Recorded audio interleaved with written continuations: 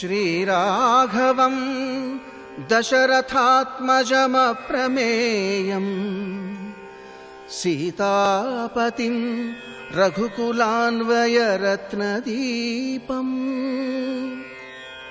ఆజానుబాహుం అరవిందదళాయతాక్షం రామం నిశాచర వినాశకరం నమామి. తస్మాద్ నిర్వేద కృతం యత్నం చేష్టేహముత్తమం కరోతి సఫలం జన్మో కర్మయత్తత్కరోతి సహా. నా జన్మని సార్థక్యం చేసుకుంటాను. ఎలా సార్థక్యం చేసుకుంటాను అంటే శోకమునకు వశుడను కాకుండా మళ్ళీ వెతుకుతాను. ఎన్ని మాటలు వెతుకుతాను? సీతమ్మ దొరికే వరకు వెతుకుతూనే ఉంటాను లంక అంతా. ఇంత చెప్పిన పెద్ద ఆయన లంకాపట్టణం అంతా మళ్ళీ వెతికొచ్చారు. మళ్ళీ వెతికేసి లంక అంతా వెతికేశాను, సీతమ్మ కనపడలేదు, కూర్చున్నారు. ఒక్కసారి శోకమన్నది మనసులోకి రావాలి, కానీ ఎంత వికృతంగా ఎంత విచిత్రంగా ఆలోచనలు మారిపోతాయో చూడండి. ఇంతటి బుద్ధిమతాం వరిష్టం, ఇంతటి మహానుభావుడు తాను సంకల్పం చేస్తే చిటికిన వేలుతో లంకనంతటినీ నాశనం చేయగలిగిన మహాపురుషుడు ఆయన అనుకున్నారు, సీతమ్మని రావణాసురుడు తీసుకుని వచ్చేటప్పుడు బహుశా పెనుగులాడ్డంలో ఆమె అదుపు తప్పి కింద పడిపోయి సముద్రంలో పడిపోతే జలచరములు తినేసి ఉంటాయి. లేకపోతే అంత వేగంగా పుష్పక విమానంలో తీసుకొస్తూ వెనక రామబాణములు పడతాయేమోనని భయపడినటువంటి రావణాసురుడు సీతమ్మని వేగంగా తీసుకొస్తున్నప్పుడు ఆమె ఆ వేగంతో సముద్రాన్ని వంక చూసి కళ్ళు తిరిగి కింద పడి మరణించి ఉంటుంది. లేదా రావణాసురుడు సీతమ్మని అపహరించి తీసుకుని వచ్చిన తరువాత రావణాసురుడు నిర్బంధించిన కారణం చేత ఇక జీవితం మీద ఇచ్చలేక శరీరాన్ని విడిచిపెట్టి ఉంటుంది. లేదా ఎంతకాలం ఈ కష్టాలు పడతామని రావణాసురుడి యొక్క భోగమునకు అంగీకరించేసిందేమో. ఏ మహానుభావుడు! అవ్యక్తరేఖామివ చంద్రరేఖాం పంశుప్రసిద్ధామివ హేమరేఖాం క్షతప్రరూఢామివ బాణరేఖాం వాయుప్రభిన్నామివ మేఘరేఖాం ఉష్ణార్థితాం సానుసృతాస్రకంఠీం పురావరార్హోత్తమ నిష్కంఠీం సుజాతపక్ష్మామభిరక్తకంఠీం వనీప్రవృత్తామివ నీలకంఠీం అన్నారు వెతుకుతున్నప్పుడు. మా తల్లి సీతమ్మ వీళ్ళందరూ పడుకున్నట్టు పడుకోదు, ఏడుస్తూ ఉంటుంది. మా అమ్మ కన్నుల వెంట బాష్పధారలు పడుతుంటాయి. ఉష్ణార్థితాం సాను శృతాస్రకంఠీం, వేడి కంటి నీరు పడి ఆమె వక్షస్థలం తడిసిపోయి ఉంటుంది అని ఊహించినటువంటి హనుమ రావణాసురుడితో ఆమె ఆయన చేసిన ప్రతిపాదనను అంగీకరించిందేమో, లేక ఒక్కనాటికటువంటి పని నా తల్లి చెయ్యదు కనుక అంగీకరించలేదు కనుక క్రోధం వచ్చినటువంటి రాక్షస స్త్రీలు ఆమెని సంహరించి తినేశారేమో, లేక ఆమెయే ఆత్మహత్య చేసుకుందేమో, లేక రావణాసురుడే ఆమెని చంపేశాడేమో. కాబట్టి ఇప్పుడు సీతమ్మ కనపడలేదు. నేను వెనక్కి వెళ్ళి సీతమ్మ కనపడలేదన్న మాట రామచంద్రమూర్తికి చెప్పగానే రామచంద్రమూర్తి ప్రాణం విడిచిపెడతాడు. ఆ వెనక లక్ష్మణుడు, ఆ వెనక భరతుడు, ఆ వెనక శత్రుఘ్నుడు, ఆ వెనక కౌసల్య, ఆ వెనక సుమిత్ర, ఆ వెనక కైకేయి, ఆ వెనక కోసల రాజ్యం అంతా. ఇది తెలిసి మాట నిలబెట్టుకోలేకపోయానని సుగ్రీవుడు చచ్చిపోతాడు. సుగ్రీవుడు చచ్చిపోతే తారతో రుమతో అంగదుడి తర్వాత వానర ప్రముఖులందరూ కూడా కొండల మించి దూకి సముద్రంలో పడి చచ్చిపోతారు. మిగిలిన వానర వీరులందరూ అగ్నిహోత్రంలో దూకేస్తారు, విషం పుచ్చేసుకుంటారు, బాణాలతో గుచ్చేసుకుంటారు. నరులు వానరులు ఇద్దరూ ఉండరు. 2 వంశములను నశింపచేసే నా తిరుగు ప్రయాణం ఎందుకు, నేను వెళ్ళనన్నారు. తన చావు కాదు, ఎంతమంది చావు ఊహించారు. ఇంత బుద్ధిమతాం వరిష్టం. సీతమ్మ కనపడలేదన్న శోకం ఒక్కసారి వశుడైపోతే అసలు ఆ నిరాశావాదానికి అంతు లేకుండా వెళ్ళిపోయిందంతే. ఇంతమంది చచ్చిపోతారన్నారంతే. ఇంతమంది చచ్చిపోతారు, నేను వెళ్ళను. ఏం చేస్తాను? హస్తాదానో ముఖాదానో నీతో వృక్షమూలిక వానప్రస్థో గమిష్యామి హదృష్ట్వా జనకాత్మజాం. సీతమ్మ కనపడిందా? కనపడుతుంది. కనపడలేదా? ఇలాగే కూర్చుంటాను. చేతిలో పడిందా? తింటాను. లేదా ఊరుకుంటాను. పక్షులు వచ్చి తినేస్తే ఊరుకుంటాను, శరీరం పోతుంది. జంతువులు తినేస్తే ఊరుకుంటాను. లేదా అగ్నిహోత్రంలో దూకేస్తాను, లేదా సముద్రంలో పడిపోతానన్నారు. కానీ చేసిన ఉపాసన అని ఒకటి ఉంటుంది కదూ, భక్తి అన్నది ఒకటి ఉంటుంది కదూ, అది పైకి తీసుకొచ్చింది. సంపాతి చెప్పాడు ఇక్కడ ఉందని, కాబట్టి నా తల్లి తప్పకుండా కనపడుతుంది. నేనే ఎక్కడో పొరపాటు చేస్తున్నాను, నేను వెతకడం ఏమిటన్నారు. అప్పుడు నమోస్తు రామాయ సలక్ష్మణాయ దేవ్యై చ తస్యై జనకాత్మజాయై నమోస్తు రుద్రేంద్ర యమానిలేభ్యో నమోస్తు చంద్రార్క మరుద్గణేభ్య అని స్తోత్రం చేసి అశోకవనం కనబడితే ఒక్క దూకారు అందులోకి. కాబట్టి రామాయణాన్ని నరుడి కథగా వినండి. శోకానికి వశుడైపోతే చచ్చిపోతానన్న మాట రామాయణంలో ఎంతమంది అన్నారు? స్వామి హనుమ దగ్గర నుంచి సీతమ్మ ఆ శోకంలోంచి అనరాని మాటలు ఎన్ని వచ్చేస్తాయో. ఒక్క రామాయణం కాదండి, శోకమునకు వశుడైపోయినటువంటి వాడిని రక్షించుకోవడానికి వాడు ధర్మమునందు భక్తి ఎందు ఉంటే పరమేశ్వరుడు పడరాని పాటలు పడవలసి వస్తుంది వాడి కోసం. ఆ శోకం అంత ప్రమాదాన్ని తీసుకొస్తుంది. అర్జునుడు వేరొక వైపు యుద్ధం చేస్తున్నాడు. సైంధవుడికి వరం, పరమశివుడు ఇచ్చినటువంటి వరం. ఒక్కరోజు మాత్రమే అర్జునుడు వినా మిగిలినటువంటి పాండవుల్ని నువ్వు నిగ్రహించగలవని. అభిమన్యు కుమారుడు పద్మవ్యూహంలో ప్రవేశించాడు. ఆయనని అధర్మ యుద్ధంలో మట్టు పెట్టారు. సైంధవుడితో యుద్ధం చేయడంలో ఈ 4 పాండవులు ఓడిపోయారు. ఎందుచేతంటే పరమశివుడు వరం ఉంది, ఒక్కరోజు అడ్డు పడగలడు. ధర్మరాజు, భీముడు, నకులుడు, సహదేవుడు 4 ఓడిపోయారు. అర్జునుడు కొడుకు చనిపోయాడు. అర్జునుడు సాయంకాలం యుద్ధం నుంచి శిబిరానికి తిరిగి వచ్చాడు. నీ కొడుకు చనిపోయాడు అన్నారు. విపరీతంగా శోకించాడు. మీరు 4 ఏం చేస్తున్నారని అడిగాడు. మేము 4 చాలా ప్రయత్నం చేశాం, కానీ పరమశివుడి వరం ఉంది సైంధవుడికి, మమ్మల్ని వెళ్ళనివ్వలేదు, ఒకరోజు ఆపగలడు, అందుకని మమ్మల్ని ఆపేశాడన్నారు. ఇప్పుడు శోకములోని కోపం సైంధవుడి వైపుకి తిరిగింది. తొందరపడి వైరివీరులందరూ నిలబడి ఉండగా ప్రతిజ్ఞ చేశాడు. రేపటి సూర్యాస్తమయానికి సైంధవుడి తల తరగకపోతే నేను చితి మీద నా శరీరాన్ని పెట్టి కాల్చేసేసుకుంటానన్నాడు. అన్న అర్జునుడు పడుకున్నాడు. నిద్రపోనివాడు కృష్ణ పరమాత్మ. ఎందుకని? శోకంలో కోపం వచ్చి ప్రతిజ్ఞ చేశాడు. నిద్రపోవడం మాని శిబిరంలో తిరుగుతూ దారుకుణ్ణి పిలిచాడు, రథసారథిని. చూశావా, తొందరపరి చేసేశాడు ప్రతిజ్ఞ. ఏమిటో చాలా తేలికనుకుంటున్నాడు. అవతల ఉన్నటువంటి వాళ్ళు అతిరథ మహారథులు, భీష్మ, ద్రోణ, కర్ణ, ఇటువంటి వీరులందరినీ దాటి వెళ్ళాలి. రేపు ద్రోణాచార్యుల వారు గురువు, ఆయన వ్యూహం రచిస్తాడు, ఎక్కడో పెడతాడు తీసుకెళ్ళి. నిజంగానే అటువంటి వ్యూహరచన చేశాడు. సూర్యుడు పొద్దు దిగే లోపల అసలు సైంధవుడి దగ్గరికి వెళ్ళడం కుదరదు. ఈ అర్జునుడిని నేను ఎలా రక్షించుకోవాలి అని రాత్రల్లా నిద్రపోలేదు. మర్నాడు యుద్ధానికి బయలుదేరారు. కృష్ణ పరమాత్మ ఎలా ఊహించాడో అలాగే వ్యూహరచన చేశాడు ద్రోణాచార్యుల వారు. వ్యూహంలో చిట్ట చివరికి తీసుకెళ్లి సైంధవుణ్ణి పెట్టాడు.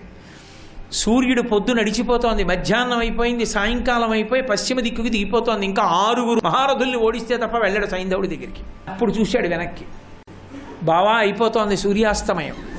అయిపోయిందా? ఏ యుద్ధం లేదు ఇంకా. అంతమంది ముందు ప్రతిజ్ఞ చేసేశాడుగా. శోకంలో తొందరపడిపోయి తన శరీరాన్ని చితి మీద పెట్టి కాల్చేస్తారు. అర్జునుడి యుద్ధం ఎక్కడ జరుగుతుంది? ఇంకా కౌరవులకి రాజ్యం వెళ్ళిపోతుంది. బావా చూశావా, తొందరపడి అన్న మాట ఎంత ప్రమాదం తెచ్చిందో. సూర్యాస్తమయం దగ్గరికి వచ్చింది, కానీ ఇంకా కొద్ది నిమిషాల వ్యవధి ఉంది, అవలేదు సూర్యాస్తమయం. ఒక్క మార్గం ఉంది బావా, సూర్యాస్తమయం అయిపోయిందన్న భావన నేను కల్పిస్తాను. నువ్వు ఒక చిన్న చమత్కారం చేయి, సూర్యాస్తమయం అయిపోయింది, సైంధవుడు ఎక్కడా అను. అయిపోయిందనుకుని వాడు తల పైకెత్తుతాడు, నేను మళ్ళీ సూర్యుడు కనపడేటట్టు చేస్తాను, తరిగే తల అన్నాడు అని మాయాతిమిరాన్ని సృష్టించాడు. నల్లటి మబ్బొచ్చి సూర్యుడిని కప్పింది. సూర్యాస్తమయం అయిపోయింది, సైంధవుడు ఎక్కడా అన్నారు.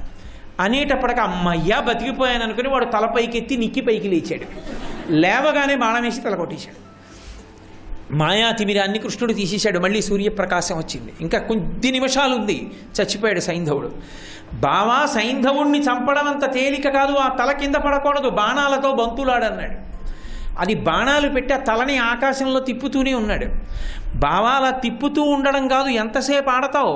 పాశుపతాస్త్రాన్ని ప్రయోగించి ఎక్కడో హిమాలయ పర్వతాల దగ్గర ఉన్నటువంటి శమంతక పంచకం దగ్గర సంధ్యావందనం చేసుకుంటూ అర్ఘ్యం ఇవ్వడానికి సిద్ధపడుతున్నటువంటి సైంధవుడి తండ్రి వృద్ధక్షత్రుడి చేతుల్లో పడేటట్టుగా తల కొట్టన్నాడు. అది పాశుపతాస్త్రం కాబట్టి అభిమంత్రించి విడిచిపెట్టాడు. ఆ తలని తీసుకెళ్లి వృద్ధక్షత్రుడి చేతిలో పడేటట్టుగా కొట్టాడు. ఆయన చేతిలో పడింది, అర్ఘ్యం ఇచ్చేటప్పుడు చిచి తలకాయని ఇలా పడేశాడు, ఎవరిదో చూడకుండా, ఆయన కొడుకే. ఆ తల కింద పడగానే వృద్ధక్షత్రుడి తలకాయ 100 ముక్కలైపోయింది. ఎందుకని ఆ వృద్ధక్షత్రుడికి కొడుకు పుట్టగానే అశరీరవాణి పలికింది. ఎవరి చేతిలో ఈ పుట్టినటువంటి పిల్లవాడు పెద్దవాడైన తర్వాత ఒక ఉత్తమ క్షత్రియుడి చేతిలో తల తెగిపోతుందండి. తండ్రి కొడుకు మీద వ్యామోహంతో ఓ మాట అన్నాడు, ఎవడి చేతిలోంచి ఈ కొడుకు తలపడిపోతుందో వాడి తల 100 ముక్కలవుతుందన్నాడు. తెలుసు కాబట్టి కృష్ణ భగవానుడు పాశుపతాస్త్రంతో తండ్రి చేతిలోకే కొట్టించాడు. ఆ తండ్రే కింద బారేశాడు, 100 వక్కలైపోయింది తలకాయ. ఒక్కసారి శోకం ఆవహిస్తే ధర్మాన్ని నిలబెట్టడానికి, అర్జునుడిని రక్షించుకోవడానికి కృష్ణుడు ఎంత కష్టపడవలసి వచ్చిందో చూడండి. కోపం శోకం అంత తేలిక విషయాలు ఏం కావు. ధర్మరాజు అంతటి వాడు శోకానికి వశుడైపోయాడు మహాభారతంలో ఒకసారి. ఇంతటి ధర్మరాజు, ఇంతటి యుధిష్ఠిరుడు అంత జాగ్రత్తగా ఉండేవాడు, ఎంత శోకాన్ని పొందాడో. కర్ణుడు చీల్చి చెండలేశాడు ధర్మరాజును రోజున. ఒళ్ళంతా దెబ్బలు తినేసి వచ్చి శిబిరంలో పాన్పు మీద పడిపోయాడు. అర్జునుడు వేరొక వైపు యుద్ధం చేస్తున్నాడు, తిరిగి వచ్చాడు కృష్ణుడితో కలిసి. కృష్ణుడి వంక చూసి చాలా బాధతో, కర్ణుడు నన్ను ఇవాళ ఇంత బాధ పెట్టాడు, యథార్థం అనుకుని నేను కర్ణుడికి వశుణ్ణైపోయాను, కానీ చంపకుండా వదిలేశాడు. ఇదిగో ఇలా పడిపోయాను, ఎంత అవమానపడిపోయానో చూడు అని కృష్ణుడి వంక తిరిగి అన్నాడు. చేతిలో గాంధీవం పట్టుకున్న అర్జునుడు కర్ణుడిని ఇప్పటికీ చంపలేదు. ఎందుకు ఆ గాంధీవం చేతిలో? ఎవరికైనా ఇవ్వకూడదా, వాళ్ళు చంపుతారన్నాడు.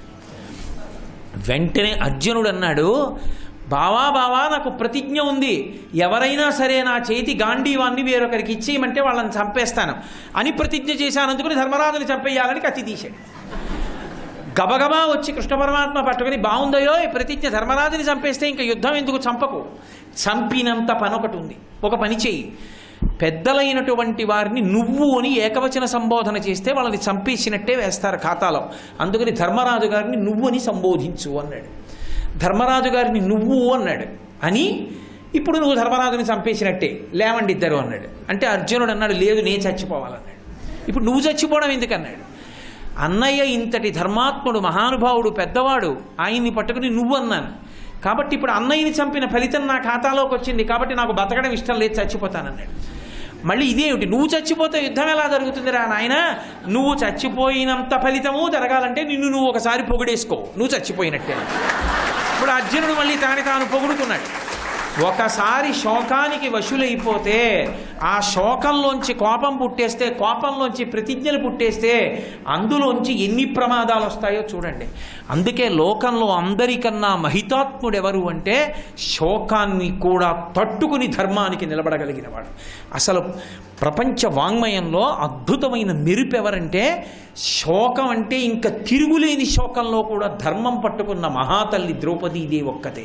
ఆవిడ లాంటి ధర్మాత్మురాలు కనపడదు. ఎందుచేత అంటే ఉపపాండవులు, ధర్మరాజు, భీముడు, అర్జునుడు, నకులుడు, సహదేవుడు, 5గురి వలన పుట్టినటువంటి కొడుకులు.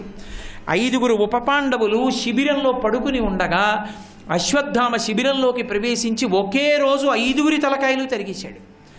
5గురి తలకాయలు తరిగిస్తే తెల్లవారి లేచేటప్పటికి 5గురు కొడుకులు చచ్చిపోయారు. అవతల యుద్ధం పూర్తయింది. ఇక్కడ చూసేటప్పటికి ఒక్క కొడుకు లేడు. ఎవరి కోసం ఆ రాజ్యం, ఎవరికి పట్టాభిషేకం? ఇన్ని కష్టాలు పడింది, ఇంత అరణ్యవాసం చేసింది, ఇంత అజ్ఞాతవాసం చేసింది. 5గురు కొడుకులు ఒక్కరోజు రాత్రి చచ్చిపోయారు. ఎవరు చంపేశారు అని విచారణ చేశారు. గురువైన ద్రోణాచార్యుల వారి కొడుకు అశ్వత్థామ చంపేశాడని తెలిసింది. గబగబా వెళ్ళి కృష్ణార్జునులు రథంలో కట్టి అశ్వత్థామని తీసుకొచ్చి ఎదురుగుండా నించోపెట్టారు. ఏ తల్లి శోకమైనా కొడుకులు పోతే అలా ఇలా ఉండదు. అందులో 5గురు కొడుకులు నిద్రపోతుండగా ఒకడు వచ్చి చంపేశాడని తెలిస్తే ఆ తల్లి కోపానికి అవధుంటుందా, ఆ శోకానికి హద్దుంటుందా? అసలు అంత శోకాన్ని పొందినటువంటి ద్రౌపదీదేవి కోప్పడకుండా మాట్లాడింది అశ్వత్థామతో. ఎందుకు అంటే ఒకటే మాట అంది, పుత్రుని రూపమునందున్న గురుండవీవు అంది. మా గురువు గారి రూపంలో ఉన్న కొడుకువి నువ్వు, గురుపుత్రుడు గురువుతో సమానం, కాబట్టి నీతో నేను అధిక్షేపించి మాట్లాడకూడదు, కోపంగా మాట్లాడకూడదని. ఏమి ధర్మం నా తల్లిది. ఉద్రేకంబునరారు శస్త్రధరులై యుద్ధావనింలేరు, కించి ద్రోహంబును నీకు చేయరు, బలోచ్చేకంబునం చీకటిన్ భద్రాకారుల చిన్నిపాపల రణ ప్రౌఢ క్రియాహీనులన్, భద్రాకారుల చిన్నిపాపల సంహరింపనకట నీ చేతులు ఇట్లాడెనో అంది. ఉద్రేకంబునరారు శస్త్రధరులై యుద్ధావనింలేరు, వాళ్ళేమి ఉద్రేకంతో లేరు, యుద్ధభూమిలోకి లారేరు, నీతో యుద్ధం చెయ్యలేదు. కించి ద్రోహంబును నీకు చేయరు, బలోచ్చేకంబునం చీకటిన్ భద్రాకారుల చిన్నిపాపల రణ ప్రౌఢ క్రియాహీనులను నిద్రాసక్తుల సంహరింపనకట. వాళ్ళేం యుద్ధం చేయలేదు, వాళ్ళకి అసలు ఇంకా అంత పెద్ద అస్త్ర విద్య తెలుసున్న వాళ్ళు కాదు. అటువంటి వాళ్ళని, నిద్రపోతున్న వాళ్ళని గురుపుత్రుడమైన నువ్వే ఎలా చంపేశావయ్యా? నీ తండ్రి ద్రోణాచార్యుల వారికి నా భర్తలు కొడుకులతో సమానం. ఆ రీత్యా నువ్వు వాళ్ళ బిడ్డల్ని ఎలా చంపగలిగావు ఒక్కరోజు రాత్రి అని గురుపుత్రుడు గురువుతో సమానం వదిలిపెట్టేయండి అంది. భీముడికి ఎక్కడ లేని కోపం వచ్చింది. కొడుకుల పట్టి చంపెనని కోపము నందదు వెర్రిది ద్రౌపది వీడు విప్రుడే విడువగ నేల వీడినిటు చంపుని మీరలు చంపరేని నా పిడికిటి పోటులను వీని శిరము భిన్నము చేసేద చూడుడిందరున్ అన్నాడు. ఏమిటి ద్రౌపది వెర్రిది, కొడుకులు పట్టుకు చంపేశారని కోపగించడం మానేసి వదిలిపెట్టేయండి గురువుగారి కొడుకు అంటుంది ఏమిటి, మీరు చంపుతారా నా పిడికిటి పోట్లతో బదలగొట్టైనా వీడి తలకాయ అన్నాడు.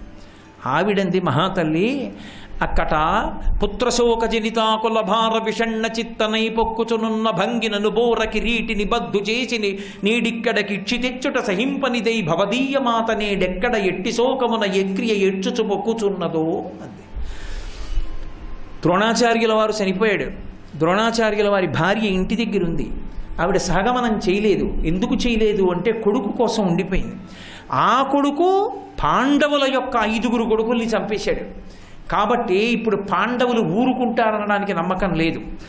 పాండవుల కొడుకుల్ని చంపేస్తే 5 పాండవులు క్రోధం పూని రథం మీద బంధించి తీసుకెళ్లారు శిబిరానికంటే, భర్త పోయాడు, ఏ కొడుకు కోసం బతికానో ఆ కొడుకు ఏమైపోతున్నాడో అని చచ్చిపోయిన కొడుకులు ఎలాగో చచ్చిపోయారు, నేను ఏడుస్తున్నాను, నా కొడుకు చచ్చిపోతాడేమో అని గురుపత్ని ఎంత ఏడుస్తోందో అందావిడ. అక్కట పుత్రశోక జనితాకుల భార విషణ్ణ చిత్తనై పొక్కుచునున్న భంగి నినుబోర కిరీటి నిబద్దు చేసి నేడిక్కడ కిచ్చి తెచ్చుట సహింపనిదై భవదీయ మాత నేడెక్కడ ఎట్టి శోకమున ఏక్రియ ఏడ్చుచు పొక్కుచున్నదో. ఏమి ధర్మం మహాతల్లిది నిజంగా. కాబట్టి విడిచిపెట్టేయండి అయా, ఒక తల్లిని ఎలాగో ఏడుస్తున్నా ఇంకో తల్లి ఎందుకు ఏడవడం, పంపేసేయండి. అందులో గురుపత్ని కానీ బాధపడిందా వంశనాశనం అయిపోతుంది, పంపించేసేయండి వెనక్కది. అప్పుడు మహానుభావుడైన జోక్యం చేసుకుని కృష్ణ పరమాత్మ అవ్యుడు కాడు శిశుహంత దురాత్మకుడు ఆతతాయి హంతవ్యుడు బ్రాహ్మణోన హంతవ్యమటంచు వేద విదితంబకు కావున ధర్మము దృష్టి కర్తవ్యము వినికాచుట కావున యథాస్థితి చూడుము పాండవోత్తమ అన్నాడు. వీడు చేసిన పని సామాన్యమైన పని కాదు, పరమ దుర్మార్గమైన పని చేశాడు. నిద్రపోతున్న పిల్లల్ని చంపాడు. వీడిని చంపేవలసింది. కానీ ద్రౌపదీదేవి చెప్పింది సత్యం. బ్రాహ్మణో నహంతవ్యమటంచు వేద విదితంబగు కావున, బ్రాహ్మణుణ్ణి చంపకూడదు, అందులో గురుపుత్రుడు. కాబట్టి ధర్మం ఎలా ఉంటుందో అలా చెయ్యి అర్జున అన్నాడు. విశ్వశ్చుడు చక్రశూరుడు మహావీరుండు ఘోరాసిచే అశ్వత్థామ శిరోజముల్తడికి చూడాంతర్మహారత్నమున్ శశ్వత్కీర్తి వెలుంగబుచ్చుకొని పాశవ్రాత బంధంబుల నుచ్చిత్రోచి శిబిరోర్వీభాగంబునన్ బాసిపోన్. అప్పుడు ఆ అశ్వత్థామ యొక్క కట్లు విప్పేసి అశ్వత్థామ తలంతా తరిగేసి వెంట్రుకలు ఆ లోపల ఉన్నటువంటి దివ్యమైన రత్నాన్ని తీసుకుని ఒక్క తన్ను తన్ని శిబిరానికి అవతల పడిపోయేటట్టుగా చేసి విడిచిపెట్టేశాడు. అంతటి కష్టంలో అంతటి శోకంలో కూడా ధర్మం కర్తవ్యం ఆలోచించినటువంటి మహాతల్లి లోకంలో ఎవరైనా ఉంటే అది ద్రౌపదీదేవియే. అంతటి మహాపురుషులు. ఆ శోకానికి విరుగుడు, శోకానికి దూరంగా ఉండగలిగిన లక్షణం ఎక్కడి నుంచి వస్తుంది అంటే కర్తవ్యత నిష్ఠ. నేను ఏ పని చెయ్యాలి, ఏ పని చెయ్యకూడదు, నేను ఈ పని చెయ్యాలి, ఆ పని చేసేసాను కాబట్టి సంతోషం, ఈశ్వరా నేను ఆ పని చేసేటట్టు నన్ను అనుగ్రహించావు అన్న కర్తవ్యంతో నిలబడగలిగిన వాడెవరున్నాడో వాడు శోకమునకు దూరముగా ఉండగలడు. ఎవడు అలా శోకమునకు దూరముగా ఉండగలిగాడో వాడు ధన్యాత్ముడై సమస్త పాపములకు దూరముగా ఉండి వాడు శాంతిగా ఉంటూ 10 మందిని శాంతిగా ఉంచుతాడు. అందుకే 2 పరస్పర విరుద్ధమైన శ్లోకాల్ని మహర్షి రామాయణంలో ప్రతిపాదన చేశారు. శోకో నాశయితే ధైర్యం, శోకో నాశయితే శృతం, శోకో నాశయితే సర్వం, నాస్తి శోక సమోరిపు. అది కంఠగతం చేసుకుని ధారణలో ఉంచుకుంటే అనవసరంగా విపరీతంగా ఏడవడం, శోకం పెట్టుకోవడం ఎంత ప్రమాదానికి వెళ్ళిపోతుందో, ఆఖరికి అది మనని ఎంతటి బానిసని పశువుగా మారుస్తుందో జ్ఞాపకం ఉన్నప్పుడు శోకానికి దూరంగా ఉండే లక్షణం వస్తుంది. దేనికి శోకిస్తున్నావు అని మాసుచ అంటాడు కృష్ణ పరమాత్మ. ఏడవకు, ఏడవడానికి పుట్టలేదు, సంతోషంగా ఉండు. ఎక్కడ ఏడవాలో అక్కడ ఏడవడం ధర్మం, కానీ ఎంత ఏడవాలో అంత ఏడ్చి విడిచిపెట్టాలి తప్ప అంతకన్నా ఏడిచి నీ రూపాన్ని భంగం చేసుకోకు. నీ ధర్మం నువ్వు పాడు చేసుకోకు, శోకము నుండి బయటికి వచ్చి మళ్ళీ కర్తవ్యతానిష్టతో ముందుకు వెళ్ళిపోవాలి. అందుకే హనుమ అనిర్వేద శ్రియోమూలం అనిర్వేద పరం సుఖం అంటారు. లక్ష్మణస్వామి రామాయణంలో ఇదే మాట మార్చి చెప్తాడు. ఉత్సాహో బలవాన్నార్యాన స్తుత్యాహత్పరం బలం సోత్సాహ శాస్తి లోకేస్మిన్ నకించితపి దుర్లభం అంటాడు. అన్నయ్య, ఉత్సాహంగా ఉన్నటువంటి వాడు ఎవరుంటాడో, మృత్పిండంలా శోకంతో భయంతో కింద పడిపోకుండా పైకి లేచి ఆలోచించగలిగిన వాడెవరో, ఎవడు ఉత్సాహాన్ని వదిలిపెట్టడో వాడికి నకించితపి దుర్లభం. ఇది నేను చెయ్యలేనన్న పని లేదన్నయ్యా. ఆ ఉత్సాహం కాని మడిసిపోయిందా వాడు ఏమీ చెయ్యలేడు. శరీరంలో ఎంత బలం ఉండనివ్వండి, మనసు ప్రధానం. మనసు కానీ పిరికితనాన్ని పొందేసిందా, శోకాన్ని పొందేసిందా, ఏమీ చెయ్యలేడు. శ్రీరామాయణంలోనే ఒక ఉదాహరణ. శోకము ఎంత ప్రమాదకరమన్న దానికి ఎన్నైనా చూపించవచ్చు రామాయణంలోంచి. అది గని తవ్విన కొద్దీ వస్తాయి. మైనాకుడు పర్వతం రెక్కలు ఉండేవి. కృతయుగంలో పర్వతాలకు అన్నిటికీ రెక్కలు ఉండేవి. అన్నిటికీ రెక్కలుంటే అవి పర్వతాలు ఎగురుతూ వచ్చి జనావాసముల మీద దిగేవి.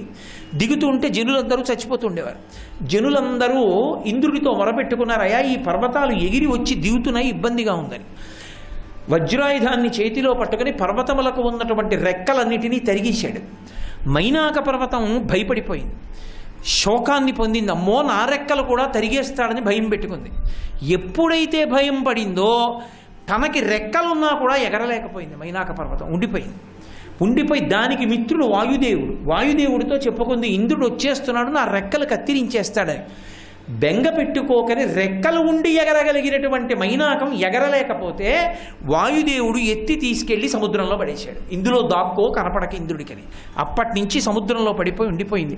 అందుకు చెప్పింది, కృతేచ ప్రతికర్తవ్యం దేశధర్మ సనాతన. నీ తండ్రి నన్ను రక్షించాడు, నీకు ఉపకారం చేయడం నా యొక్క లక్షణం. అప్పటి నుంచి సముద్రంలో పడున్నాను. అంతటి ధర్మనిష్టాతత్పరుడైనటువంటి రామచంద్రమూర్తి యొక్క భార్య సీతమ్మ అపహరింపబడిందని ఏ ప్రతిఫలాపేక్ష లేకుండా వానుల కోసం, రాముడి కోసం సీతమ్మ జాడ కనిపెట్టడానికి నువ్వు ఆకాశ మార్గంలో వెడుతున్నప్పుడు నీకు వాతిథ్యం ఇవ్వడానికి పైకి రాకుండా సముద్రంలోనే దాగి ఉండిపోతే నా రెక్కలకి అర్థం లేదని పైకి లేచాను నిర్భయంగా. నా రెక్కలు ఇంద్రుడు తరిగితే తరగని, పర్వాలేదు, నీకు ఆతిథ్యం ఇస్తానంది. సర్వం శ్రీ ఉమామహేశ్వర పరబ్రహ్మార్పణమస్తు.